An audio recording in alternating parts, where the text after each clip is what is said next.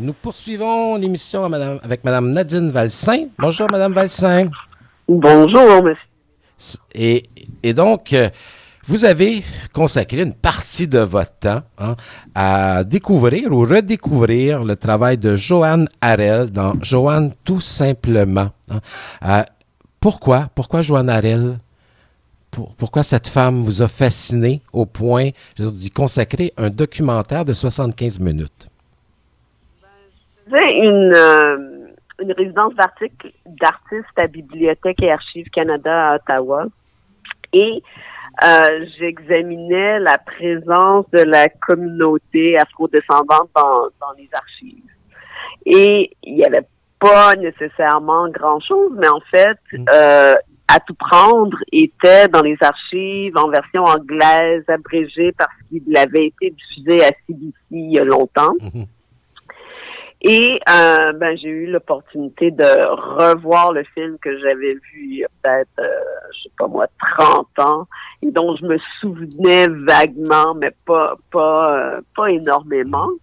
Et avant de visionner le film, j'ai juste fait une recherche Internet juste pour voir ce qui était arrivé à Joanne Harel, en fait, parce que j'avais aucune idée, puis aussi parce que j'habite à Toronto, fait que des fois je suis un peu déconnectée de la réalité québécoise, mais en fait elle est décédée en 1994, donc et j'ai découvert une femme absolument fascinante. Et j'ai eu une subvention du Conseil des Arts du Canada pour faire un peu plus de recherche sur elle, puis de faire des pré-entrevues. Puis j'ai trouvé que c'était une femme captivante et qu'on ne connaissait pas ou peu.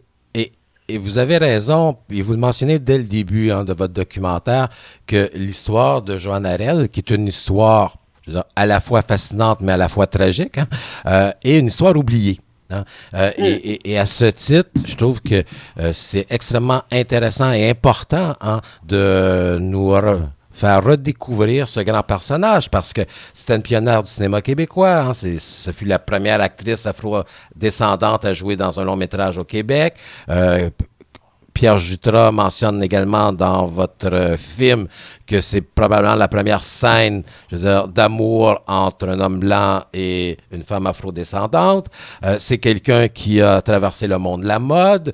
C'est quelqu'un qui avait un aura particulier. C'est quelqu'un qui avait aussi multiples personnalités. Donc, c'était en tout cas, en voyant le film, je trouve que c'est vraiment un moment important pour nous rappeler l'importance et la grandeur de Joanne Harel.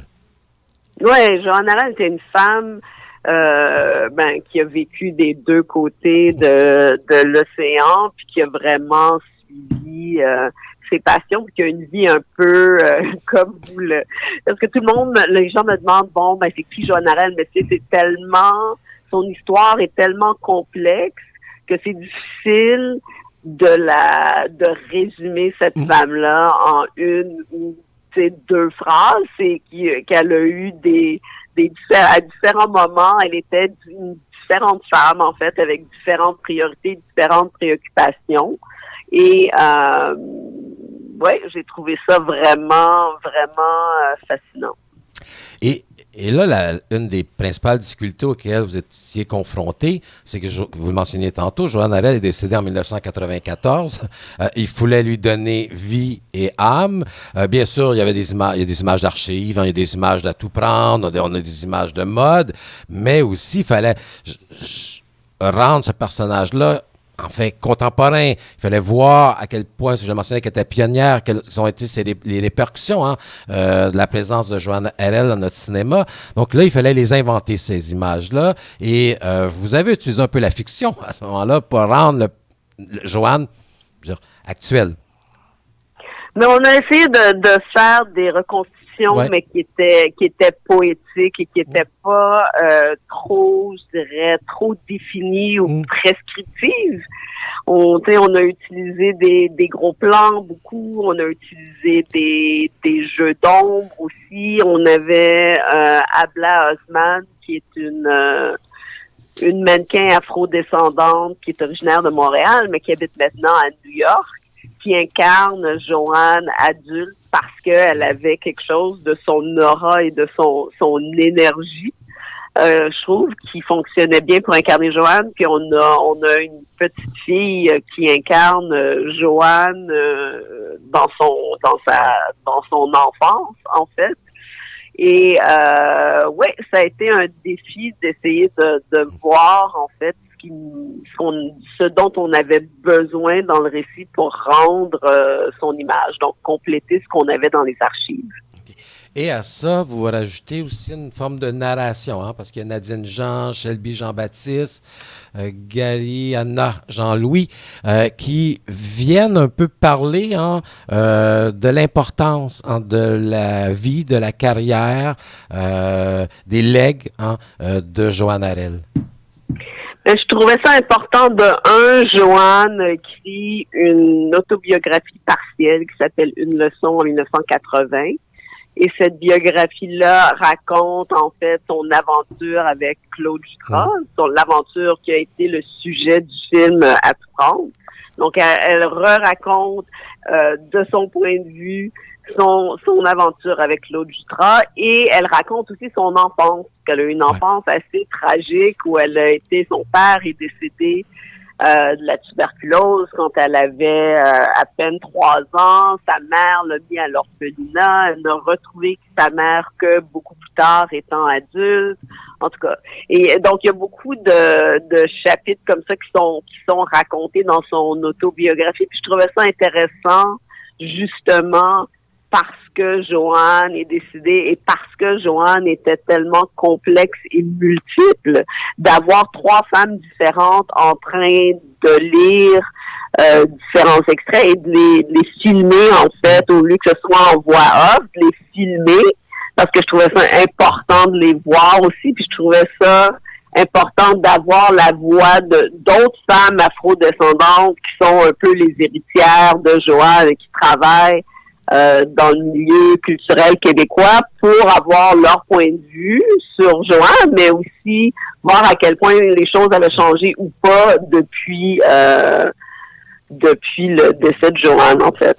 Et je trouve que cette narration ajoute à votre film une perspective sociale.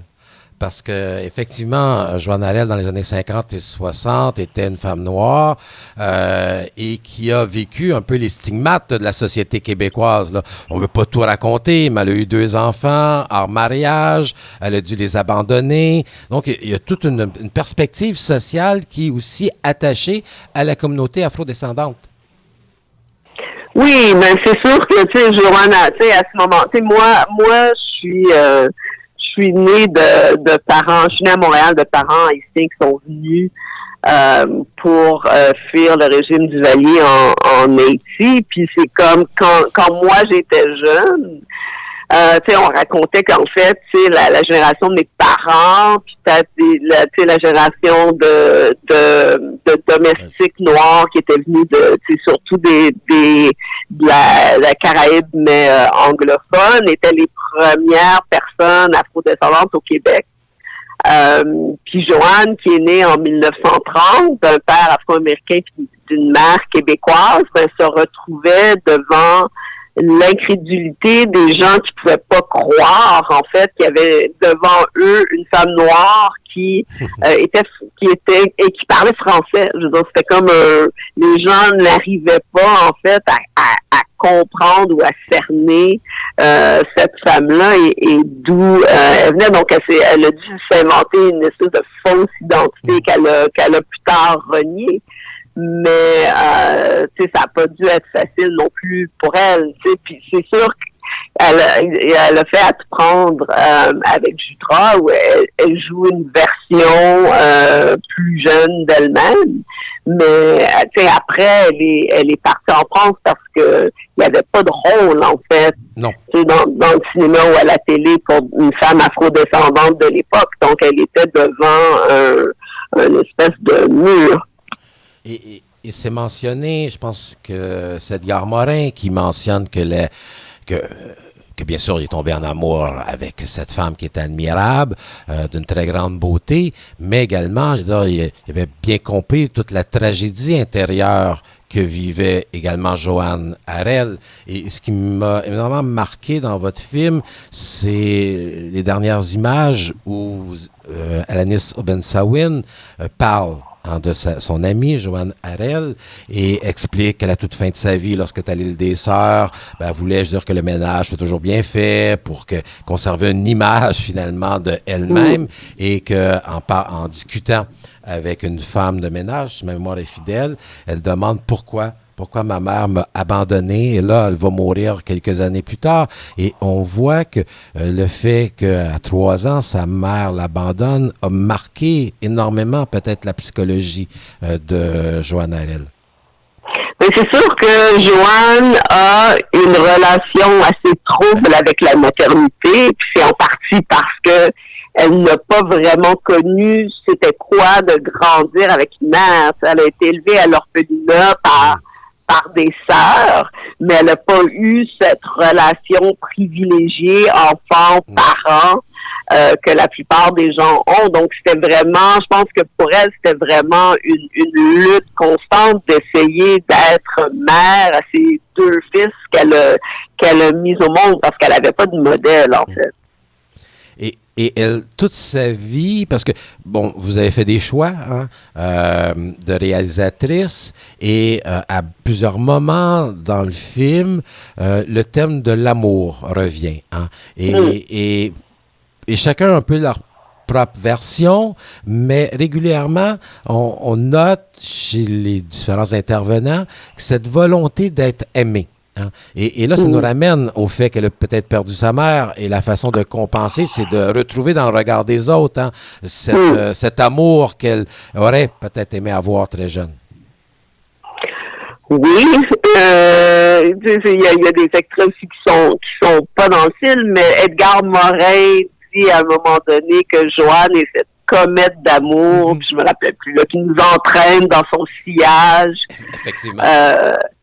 Puis je pense que c'est une des choses que je pense qu'elle aimait les gens, mais elle aimait la vie et voulait vivre pleinement, sans les bornes habituelles que la société met sur les gens. Puis elle a eu la grande opportunité, de connaître Jutra, puis de s'infiltrer dans ce milieu culturel québécois, mais aussi de rencontrer Edgar Morin, de l'épouser, puis de côtoyer les grands intellectuels français pour quelqu'un qui avait fini à peine une 10e année. C'est assez extraordinaire comme parcours. Sa vie est un peu romanesque.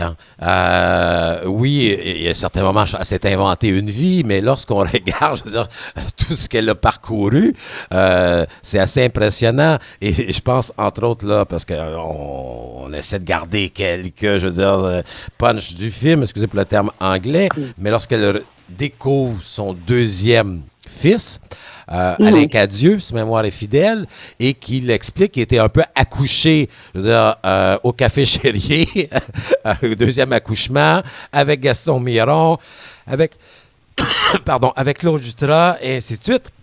Il y a quelque chose de particulier dans la vie de Joanne Harel. Oui, c'est pas quelqu'un qui faisait les choses à moitié. Ça, c'est clair.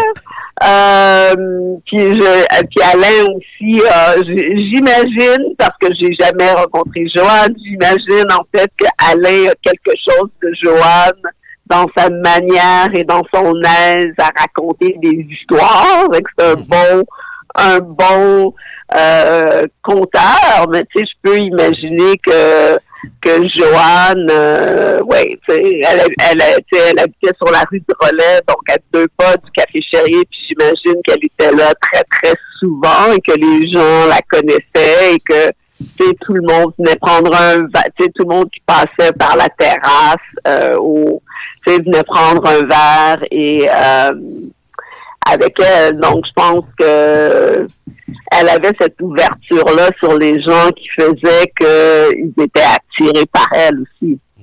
Il y a un élément important dans votre film et qui fait référence également à Tout prendre, c'est la musique. Hein. C'est une musique originale de Jacques Cuba Séguin qui est très jazzée. Ah, c'est important pour vous de rappeler ce lien avec À tout prendre? Ben, c'était aussi beaucoup que parce que on avait un film qui raconte un peu sa vie, donc qui part des années 30, qui se termine dans les années 90. C'était important pour moi d'avoir un style de musique qui pouvait se moduler à travers les années. Et je trouve que le jazz, c'est pas marqué dans le temps comme la musique classique ou comme la musique plus populaire. Je trouvais ça important d'avoir ce filon-là du jazz qui se transforme au cours des années. Puis je trouvais que en fait Jacques Cuba Séguin avait enregistré une version de la chanson Choukoun, qui est une chanson haïtienne que Joanne interprète dans le film et dans À tout prendre. Il avait fait une version qui est absolument superbe, qu'on entend dans le film. Puis je trouvais il y avait aussi des explorations qu'il avait fait avec la voix et la trompette, qui aussi m'ont vraiment charmé. Donc je trouvais que c'était une musique jazz, mais c'est une musique jazz avec une facture qui est un peu éclatée, puis qui est pas comment dire, avec une facture éclatée et très contemporaine. Petite question personnelle. Monsieur Morin, est-ce que vous avez été le voir en Tunisie? Parce que je pense qu'aujourd'hui, il habite en Tunisie. C'était tout un long détour. Parce qu'on donne l'impression qu'il est en France, mais aux dernières nouvelles, j'avais su qu'Edgar Morin avait sa maison en Tunisie. Fait que ça fait ce grand détour. Mais premièrement, c'était un peu compliqué parce que Edgar a 103 ans, il y en avait 101 quand on a tourné l'entrevue. Oui. Et on s'imagine que quand on a 101 ans, on fait pas des plans à super long terme. Alors, Edgar, sa 4e femme, est marocaine. Et elle enseigne à la Sorbonne, donc elle enseigne à Paris. Edgar vit dans le sud de la France, à Montpellier. Mais nous, en tout cas, on essayait depuis longtemps de planifier un tournage à Paris. Puis il n'était pas sûr si elle allait être à Paris, quand est-ce qu'elle allait être à Paris. Puis à un moment donné, il fait comme je donne une allocution à une conférence au Maroc, à Marrakech. Il dit, si vous venez au Maroc, je vous accorde l'entrevue. Donc, on a eu c'était au Maroc.